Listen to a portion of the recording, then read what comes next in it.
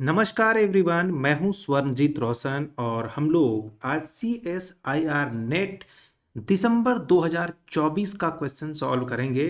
क्योंकि अगर हम क्वेश्चंस को पहले सॉल्व करेंगे और बाद में उसके मेन कंसेप्ट को पढ़ेंगे तो आइडिया लगता है कि क्या पढ़ना है, कौन से कंसेप्ट पे सवाल आते हैं। वैसे एग्जाम फरवरी 2025 में हुआ है। आइए इसके कुछ क्वेश्चंस को देखते हैं। सबसे पहला सवाल देखा जाए तो ये सवाल आया हुआ था पहले। क्वेश्चन है कि what is the number of injective function from the given set to that given set. मतलब एक दो सेट है आपके पास और इसमें आपको इंजेक्टिव फंक्शंस फाइंड आउट करने हैं कि कितने ऐसे बनेंगे। अब देखो यहाँ पे तो बहुत आसान सवाल था, 3 मार्क्स का क्वेश्चन है ये, सेक्शन है ना, बी पार्ट बी का ये क्वेश्चन है ना। यहाँ हर एक 3 मार्क्स का होता है और गलत होने पे 1 नंबर कट जाता है। ठीक है, तो ये ध्यान में रखिएगा। अब जरा समझिएगा कि आपके पास अगर ये आपको इंजेक्टिव का मतलब होता है 1-1 फंक्शन, तो 1-1 फंक्शन कैसे फाइंड आउट करते हैं। तो आपको पता होगा कि कोई फंक्शन, अगर एफ कोई फंक्शन होता है, डिफाइन किया जाता है सेट ए से सेट बी में, ऐसे डिफाइन किया गया हो तो 1-1 फंक्शन बनाने का एक रूल होता है। तो 1-1 फंक्शन बनाने का क्या रूल होता है कि इसकी कार्डिनैलिटी जो और इसकी जो कार्डिनैलिटी है उस पे बेस्ड होता है। तो cardinality of B and P cardinality of A, ये उसका फॉर्मूला होता है।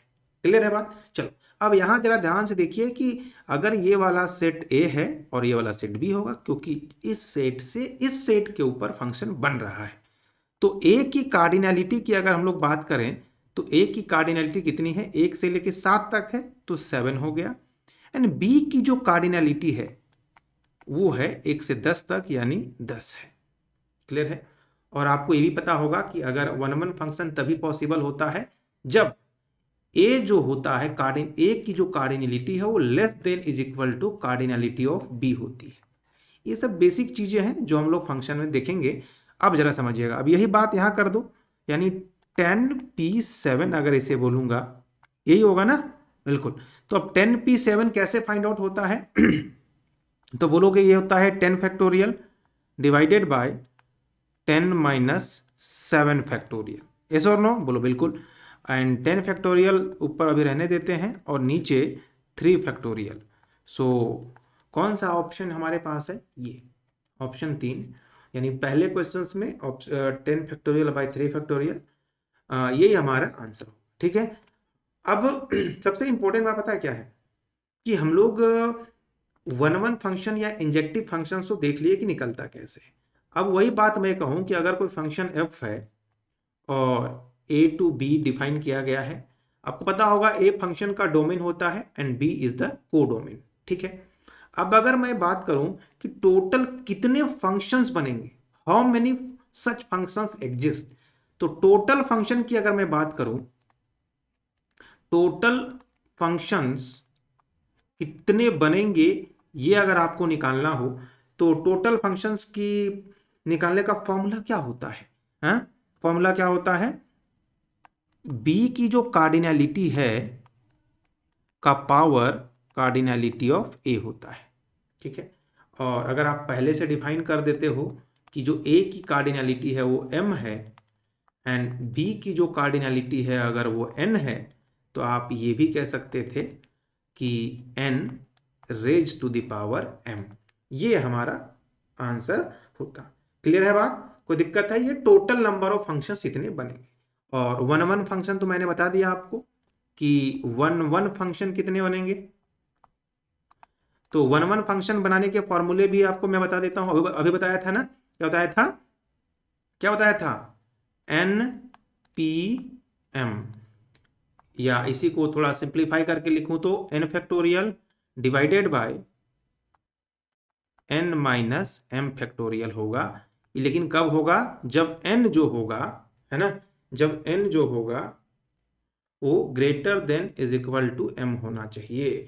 और अगर मान लो कि n जो है वो लेस देन m हो गया, तब यही जो हो जाएगा 1 1 फंक्शन 0 बन जाएगा। तो ये दो बात भी ध्यान रखिएगा, क्योंकि वहां 1 1 फंक्शन बनेगा ही नहीं। क्लियर है बात? चलो, तो ये 1 1 फंक्शन समझ में आ गया आप लोगों को, टोटल नंबर ऑफ फंक्शन भी समझ में आ गया। क्लियर है? अब अगर आपको ऑन टू फंक्शन भी चाहो तो निकाल सकते हो, है ना। ऑन टू फंक्शन कितने होते हैं आप बता सकते हो क्या? जल्दी से बताइए, ऑन टू फंक्शन कैसे बनेंगे, या इनटू फंक्शन कितने होंगे, ये भी आप देख सकते हो। तो अगर आपको ऑन टू फंक्शन निकालने हैं तो एक फॉर्मूला होता है, और वो फॉर्मूला होता है ऑन टू फंक्शंस। ये थोड़ा आपको बड़ा दिखेगा, फिर भी मैं आपको बता देने की कोशिश करता हूं। ये होता है NC1, कॉम्बिनेशन है n-1 raise to the power m, ठीक है, फिर माइनस NC2, ध्यान से देखिएगा, बहुत आसानी से इसको कर सकते हैं, n-2, और अब पावर में जो हो जाएगा दोस्तों वो क्या हो जाएगा, m ही रहेगा, और ऐसे फिर प्लस, और ऐसे करके एक बार प्लस में एक बार माइनस में ये चलते रहेगा। और ये तब होगा दोस्तों जब a की जो कार्डिनलिटी है ये ऑलवेज ग्रेटर देन होना चाहिए कार्डिनलिटी ऑफ b होना चाहिए, तभी ये होगा। तो ये ऑन टू फंक्शन निकालने का आपके पास फॉर्मूला हो गया। आई होप समझ में आ गया होगा, इतने सारे रिजल्ट भी मैंने बताए। हाँ, अब ये दूसरा सवाल भी एक देखिएगा, ये क्वेश्चन सेट थ्योरी पे बेस्ड ही है, बड़ा आसान सवाल होता है। अगर आपको थोड़ा बेसिक चीज आप अगर जानते हो तो, ये सब आसान सवाल एग्जाम में आया हुआ है, इसलिए मैं बता रहा हूं। Let A, B and C 3 sets, which of the following sets is equal to ये, ठीक है। अब यहां पे जो ये लाइन लिखा गया है इसका एक मीनिंग होता है, अगर आप इस मीनिंग को समझेंगे तो ही समझ में आएगा, ठीक है। इसमें आपको सेट डिफरेंस जो होता है दो समझना होगा, एक होता है सेट डिफरेंस, एक सेट डिफरेंस, और दूसरा डी मॉर्गन्स लॉ। यही दो चीज जो होता है ना, ये डी मॉर्गन्स लॉ, और एक तीसरा डिस्ट्रीब्यूटिव प्रॉपर्टी। ये तीन चीज ही यहां पे यूज होता है दोस्तों। अगर ये तीन चीज आपको क्लियर है तो ये सवाल आप चुटकियों में कर सकते हैं, ठीक है। तो सबसे पहले बात समझिएगा कि अगर मान लो ऐसा कभी लिखा हुआ है x और ये y, ऐसा लाइन, तो इसका मतलब होता है x इंटरसेक्शन y कॉम्प्लीमेंट, ठीक है। वैसे इसका मतलब होता है वो सारे एलिमेंट जो x में है लेकिन वो y में नहीं होने चाहिए, तो वो सारे इसके अंदर आते हैं। क्लियर है बात? हाँ, आप इसको कभी कभी ऐसा भी लिखा हुआ देखते होंगे, तो ये दोनों ऑलमोस्ट एक ही है, एक ही चीज है, इसका मतलब भी वही होता है जो इसका मतलब होता है। अब जरा इसी को सिंप्लीफाई करते हैं, जरा सिंप्लीफाई करिए इसको। तो सबसे पहले अंदर वाले को सिंप्लीफाई करिए, ठीक है, ये वाला। तो अभी इसको ऐसे रहने देते हैं, और इसको क्या लिखेंगे, b इंटरसेक्शन c कॉम्प्लीमेंट लिख सकते हैं। जैसा मैंने बताया आपको, इसका मतलब ये होता है, तो ऐसा लिख सकते हैं, बोलो बिल्कुल। अब जरा समझिएगा, अगर मैं इसको हटाना चाहूं तो इसको हटाना चाहूंगा तो इसके जगह पे फिर इंटरसेक्शन ही देना पड़ेगा, और जो उसके आगे है, उसके आगे क्या है दोस्तों, ये वाला है, तो इसका भी होल कॉम्प्लीमेंट करना पड़ेगा। यहां तक में कोई दिक्कत है तो बोलो बिल्कुल नहीं होना चाहिए। अब यहां तक जब आपने सॉल्व कर लिया है तो अब जरा आगे आइएगा। अब यहीं से आगे का सॉल्यूशन आपके सामने आता है कि B इंटरसेक्शन C कॉम्प्लीमेंट का कॉम्प्लीमेंट करोगे तो यहां पर आता है डिमॉर्गन्स लॉ। और डिमॉर्गन्स लॉ क्या कहता है समझिएगा, कि A इंटरसेक्शन B का अगर आप कॉम्प्लीमेंट करते हैं, है ना, तो ये क्या हो जाता है, A complement union B complement. ये होता है डिमॉर्गन्स लॉ, अगर आप जानते होंगे पहले से, तो ऐसे मैं भी लिख दूंगा फॉर्मूला, अभी समझो। तो यहां से आप क्या लिखोगे, यहां से लिखोगे आप कि B कॉम्प्लीमेंट यूनियन C, और ऐसे ये खत्म हो जाएगा, यहां तक हो जाएगा बिल्कुल। अब ये होता है डिस्ट्रीब्यूटिव लॉ, अब इजली आप जानते हो, इसको इससे मल्टीप्लाई करोगे तो ये A intersection B complement union A intersection C, ये हो जाएगा। बोलो बिल्कुल होगा ना, कोई दिक्कत है? यही होता है ना मल्टीप्लिकेशन करते हैं तो, बोलो हाँ बिल्कुल होता है। अब जरा A इंटरसेक्शन B कॉम्प्लीमेंट को क्या लिख सकते हो आप, A डैश B लिख सकते हो ना, ये वाला, and union A intersection C, हाँ A इंटरसेक्शन C। तो कौन से ऑप्शन में आपको दिख रहा है ये वाला, ये ऑप्शन 4 में है, तो ऑप्शन 4 जो हो जाएगा दोस्तों वो बिल्कुल ही सही हो जाएगा।